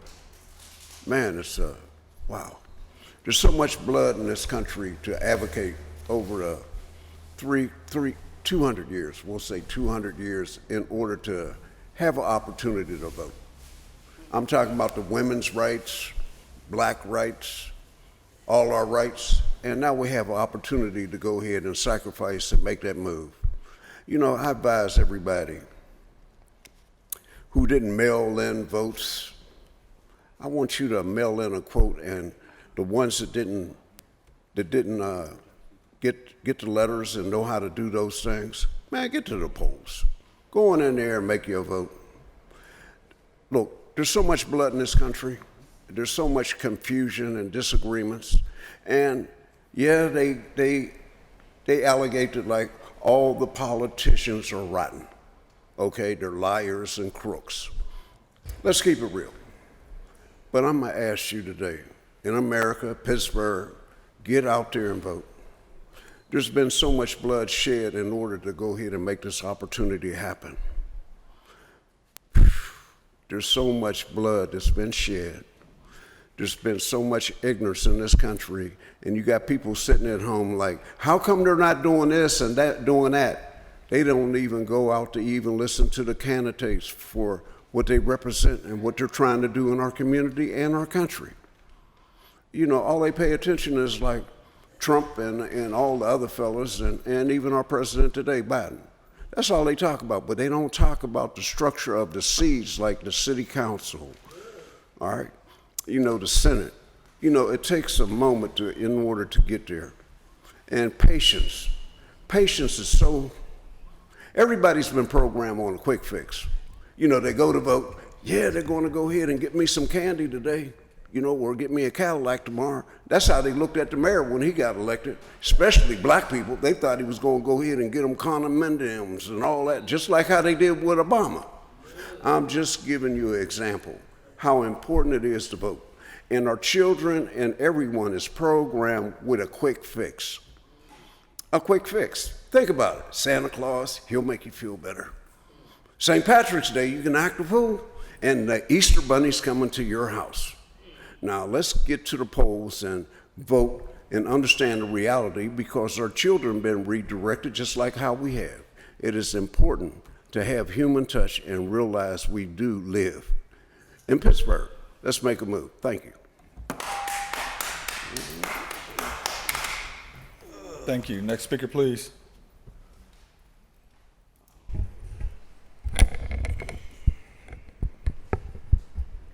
Hello, Special Agent Sunshine. A little under the weather, I'll be okay. First of all, I want to return the sender any spell word voodoo sent towards me in this chamber 900 trillion times. If you can't handle the backfire, stop sending it. I'm going to keep showing up regardless of how I feel. Dear God, thank you for the gift of my voice. Thank you for always giving me a message from you to bring to this chambers and a song to sing. In Jesus' name I pray, amen. Proverbs 6:12 through 13 says, what are worthless and wicked people like? They're constant liars. Proverbs chapter 6, 10 through 11 says, excuses might be found for a thief who steals because he is starving, but if he is caught, he must pay back 7 times what he stole, even if he has to sell everything in his house. That apply to anybody in this chamber?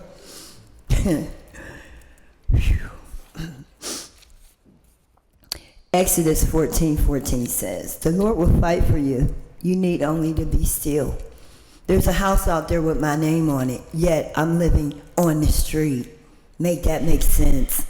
Whoever's living in my house, you know it's time to go. Time up. Psalm 4.8, chapter 4, verse 8. In peace I will lie down and sleep. For you alone, Lord, make me dwell in safety. I'm sleeping very well at night, even though I'm outside. But somebody, whoever has stolen whatever you've stolen from me, I know you're not. There's no rest for the wicked. Thank you.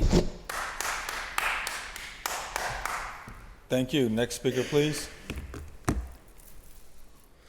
Next speaker, please. Seeing no more speakers, that we'll move on to the presentation of papers, beginning with Councilman Charlin, Chair of Human Resources. No new papers. Thank you. That takes us to Councilman Coghill, Chair of Public Safety and Wellness. Thank you, Mr. President.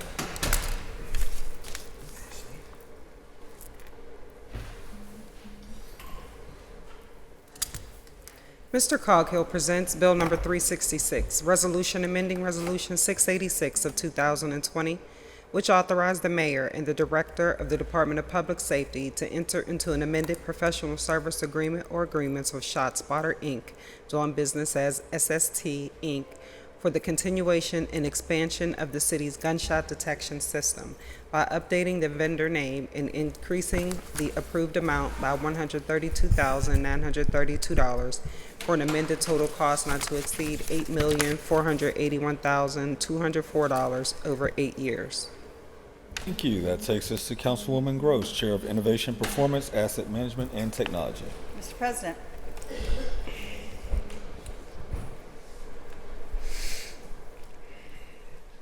Councilwoman Gross presents Bill Number 367, Resolution amending Resolution 165 of 2023, authorizing the mayor and the director of the Department of Innovation and Performance on behalf of the city of Pittsburgh to enter into an agreement or agreements and amendments thereto for professional services with ePlus Technology, Inc. for system critical adjustments, improvements, and upgrades to maintain the city of Pittsburgh's network functionality by increasing the approved amount by $20,000 and extending the contract until August 31st, 2024. The amended total cost not to exceed will be $699,024.08. That takes us to Councilman Mosley, Chair of Intergovernmental Educational Affairs. Councilwoman Gross, for Councilman Mosley. Thank you. Thank you. Councilman Mosley presents Bill Number 368, Resolution adopting plan revision to the City of Pittsburgh's official sewage facilities plan for 126 Hazelwood Avenue and 0 Hazelwood Avenue at no cost to the city. Bill 370, Resolution authorizing the issuance of a warrant payable in favor of Southwestern PA Commission for 1-year membership dues in an amount not to exceed $96,801. Bill 371, Resolution authorizing the issuance of a warrant payable in favor of Connect Congress of Neighboring Communities for 1-year membership dues in an amount not to exceed $13,781. And Bill Number 372, Resolution providing for the issuance of a warrant in favor of the Pittsburgh Water and Sewer Authority in the amount of $98,471 for stormwater work completed at Lawn and Ophelia Park. And Councilwoman Kell Smith, Chair of Recreation, Youth, and Senior Services. No new papers, Mr. President. Thank you. Councilwoman Strasburger, Chair of Finance and Law. Thank you. Your mic's Councilperson Strasburger presents Bill Number 373, Resolution authorizing the City Controller to pay annual membership dues for 2024 to the Community Foundation for the Alleghenies for the Connect program at a cost not to exceed $6,891.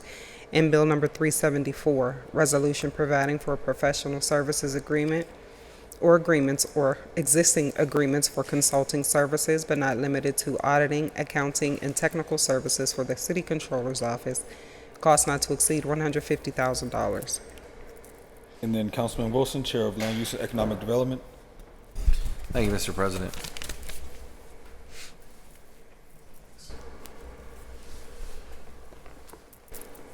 Councilman Wilson presents Bill Number 375, Resolution authorizing the mayor and the director of the Department of City Planning to enter into a professional services agreement or agreements with Landmarks SGA LLC to create historic district guidelines for the Mexican War Streets expansion, Shinley Farms, and Roslyn Place historic districts for an amount not to exceed $70,000. Thank you. And then I have 4 bills. Can we begin with the 2 communications?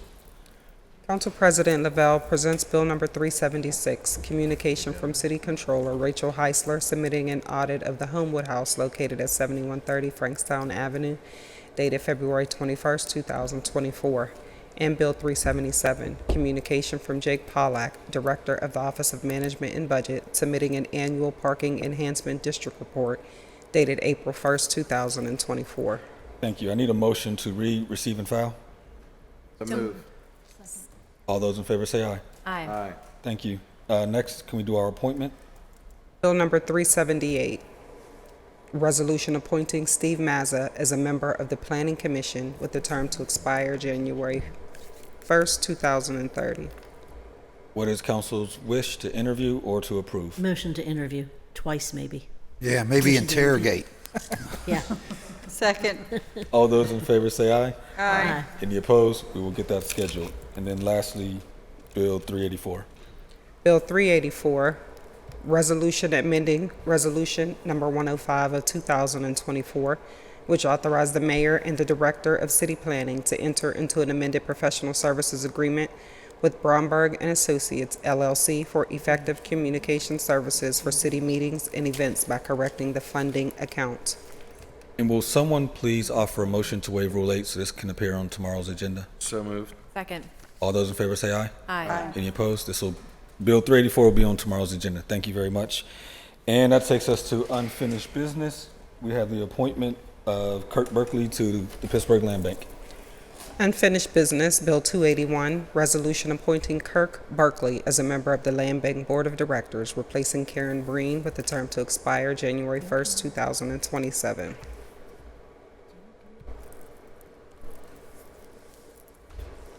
We need a roll call vote, I believe. Yes.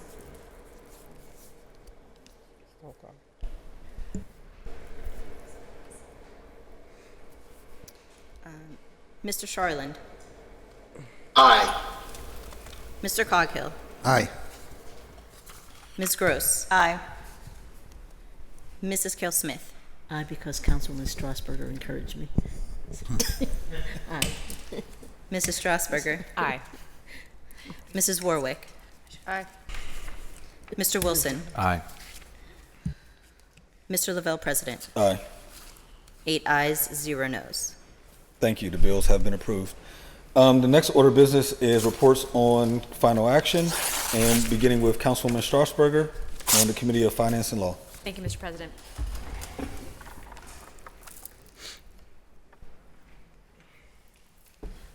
Councilperson Strasburger presents Bill number 362, reported to Committee on Finance and Law for April 10, 2024, with an affirmative recommendation. Bill 216, resolution authorizing the issuance of a warrant in favor of Citrone Alex PC for legal services in connection with the litigation matter in the United States District Court for the Western District of Pennsylvania for an amount not to exceed $10,475.88 over 1 year.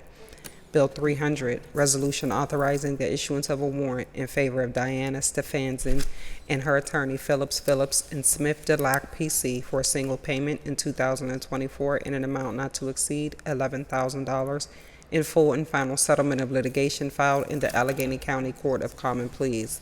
Bill number 323, resolution amending Resolution 703 of 2023, effective 10/31/2023, authorizing the mayor and the city solicitor to enter into an amended professional services agreement with Fisher Phillips LLP for legal services in connection with collective bargaining by increasing the approved amount by $85,000 for an amended total cost not to exceed $385,000 over 3 years. Bill 324, resolution authorizing the issuance of a warrant in favor of the Allegheny County Department of Court Records for the purpose of adding funds to a designated drawdown account for filing legal papers on behalf of the City of Pittsburgh for an amount not to exceed $8,000 over 1 year.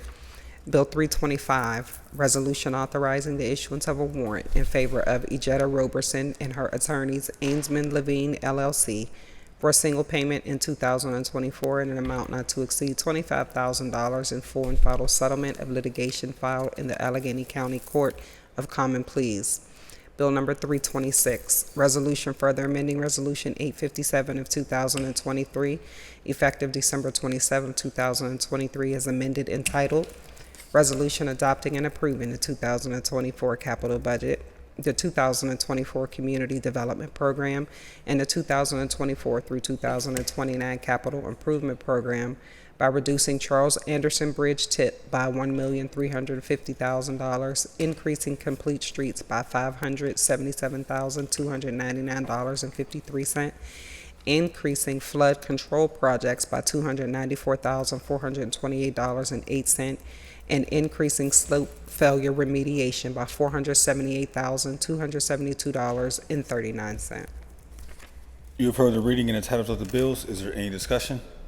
Seeing none, the bill is now ready for final action. All in favor of the passage of the bills will vote aye when your name is called. Those opposed will vote no. Will the clerk please take the roll?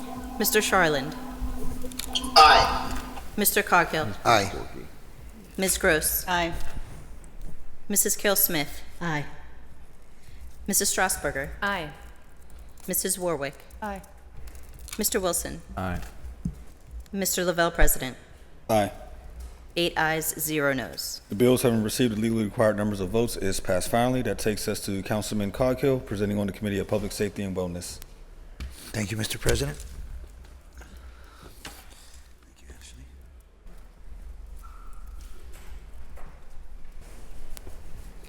Councilman Coghill presents Bill number 363, reported to Committee on Public Safety and Wellness for April 10, 2024, with an affirmative recommendation. Bill number 321, resolution authorizing the issuance of a warrant in favor of the Major Cities Chiefs Association in an amount not to exceed $7,500 for payment of annual member dues. You have heard the reading and the title of the bills. Is there any discussion? If none, the bill is now ready for final action. All in favor of the passage of the bill will vote aye when their name is called. Those opposed will vote no. Will the clerk please take the roll? Mr. Charland. Aye. Mr. Coghill. Aye. Ms. Gross. Aye. Mrs. Kill-Smith. Aye. Mrs. Strasburger. Aye. Mrs. Warwick. Aye. Mr. Wilson. Aye. Mr. Lavelle, President. Aye. 8 ayes, 0 noes. The bills having received the legally required numbers of votes is passed finally. That takes us to Councilwoman Barbara Warwick presenting on the Committee of Public Works and Infrastructure. Thank you, Mr. President. Thank you. Councilwoman Warwick presents Bill number 364, reported to Committee on Public Works and Infrastructure for April 10, 2024, with an affirmative recommendation. Bill 327, resolution providing for the issuance of a warrant in favor of Laswell Steel in the amount of $23,500 for the purpose of replacement of all missing handrails at Maum Wharf Switchback Pedestrian Bridge and providing for the payment of the cost thereof. You've heard the reading and the titles of the bills. Is there any discussion? If none, the bills are now ready for final action. All in favor of the passage of the bills will vote aye when their name is called. Those opposed will vote no. Will the clerk please take the roll? Mr. Charland. Aye. Mr. Coghill. Aye. Ms. Gross. Aye. Mrs. Kill-Smith. Aye. Mrs. Strasburger. Aye. Mrs. Warwick. Aye. Mr. Wilson. Aye. Mr. Lavelle, President. Aye. 8 ayes, 0 noes. The bill, having received the legally required numbers of votes, is passed finally, and that takes us lastly to Councilman Bobby Wilson, presenting on the Committee of Land Use and Economic Development. Thank you, Mr. President. Councilman Wilson presents Bill number 365, reported to Committee on Land Use and Economic Development for April 10, 2024, with an affirmative recommendation. Bill 343, resolution further amending resolution number 772 of 2016, effective January 1st, 2017, as amended entitled Resolution Adopting and Approving the 2017 Capital Budget and the 2017 Community Development Block Grant Program, approving the 2017 through 2022 Capital Improvement Program by reducing Southside Slopes Neighborhood Association by $5,000 and increasing Brashear Association by $5,000 and authorize subsequent agreements.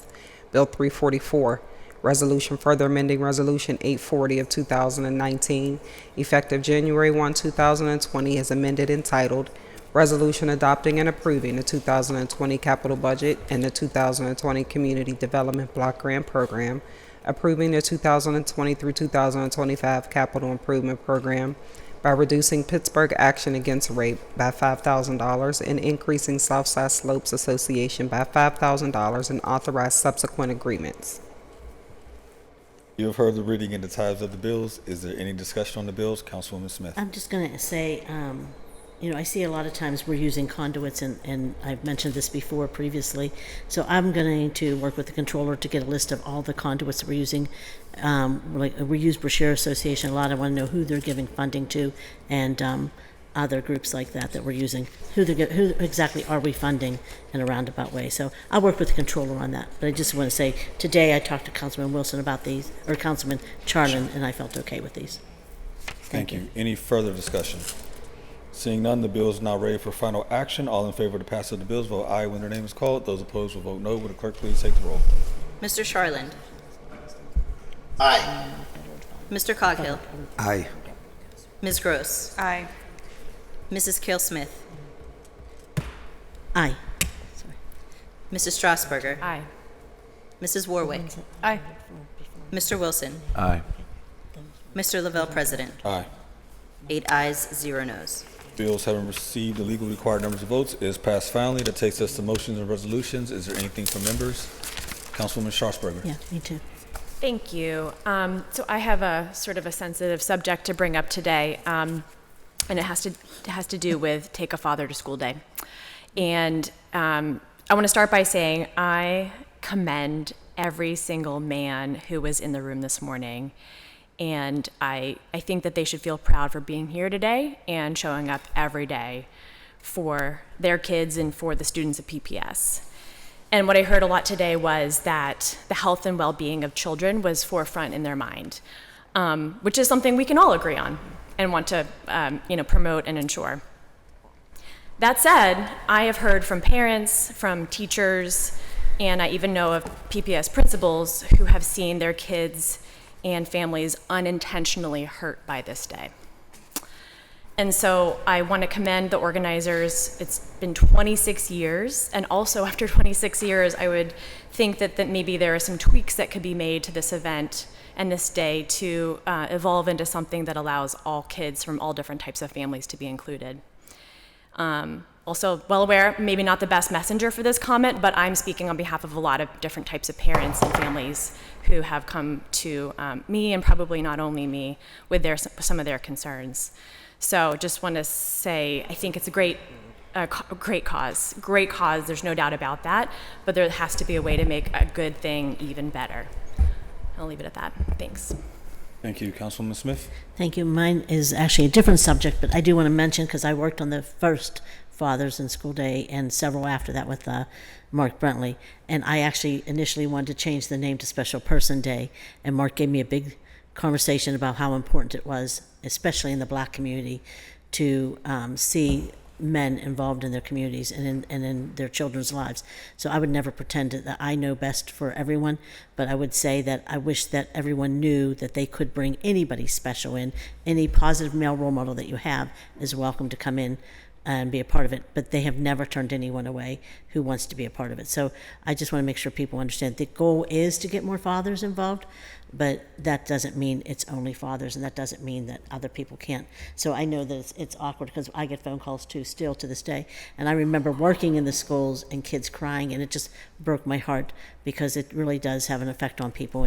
But I think that should be an encouraging time for all of us to go volunteer at a school, and for all of us and people in the community who want to go into a school for the day and spend time letting kids know that the community embraces them, the community loves them, and that they're in a safe place in the school while we're doing that. So I just want to say that part. But the other part is I want to talk about the budget a little bit. We have been, we understand that through the media that there's been a somewhat of a task force identified to work through this. A lot of the same people who were involved in the previous budget and some of the issues. And I did talk to Councilwoman Strasburger about the importance of our budget director also being involved. But I think it would be helpful to have updates on those, and it would be helpful for council to still have, this is still our budget, it would still be helpful for us to have some conversations about it. So I'm hoping that you'll get us updates. Councilwoman Strasburger has been helpful, but I would like to have additional updates, and I'd like to have additional conversations on what we think, whether or not we need to open our budget and what we need to do as a council, as a body, for the city of Pittsburgh, which we're elected to do, and to work in with the mayor's office and with other people in the controller's office and others. But the bottom line is, this is our responsibility. Thank you. Thank you. Any other members? If not, just to briefly respond to both comments. I have 2 children in PPS, so I have participated in Take Your Father to School Day, and I have seen because I have 2, I split my time, half a day in one school, half a day in the other, and even there I can see where at times there aren't fathers there, and those children do feel a little left behind. With that being said, I know recently the language has changed to take your father or father figure, and most recently they've also added male role model. And I know when I've been there, I've seen grandfathers, uncles, and others show up because the father, for whatever reason, work, whatever it may not be able to be there that day. And so we do need to stress that you can't actually bring anyone that's important to you in your life to be there during that day. Regarding the budget, I believe they're supposed to be bi-weekly. Is that correct? The committee? And has been not established? Okay. But we will absolutely make sure that there's a report out that gets to council members, and we will have to open the budget if for no other reason than to reflect the changes to the union contracts. So that will have to happen. Anything else from members? If not, that takes us to meeting announcements. Tomorrow, Wednesday, April 17th at 9:30, council will hold a pre-agenda interviews with Tammy Thompson as an appointment to the Land Bank Board of Directors and Ellie Fisher's appointment to the Housing Opportunity Fund Advisory Board. Then at 10 a.m., council will hold our regular standing committee meeting. Speaker registration will close at 9 a.m. To register to speak at this meeting, please fill out the sign-up form on the council meeting webpage or call the clerk's office at 412-255-2138. And then next week, council will hold both the regular and standing committee meeting on Monday, April 22nd at 10 a.m. and 1:30 respectively, and that's due to the election. Anything else? If not, need a motion to excuse the absent member, approve the minutes, and adjourn the meeting. So moved. Second. We are adjourned. Thank you.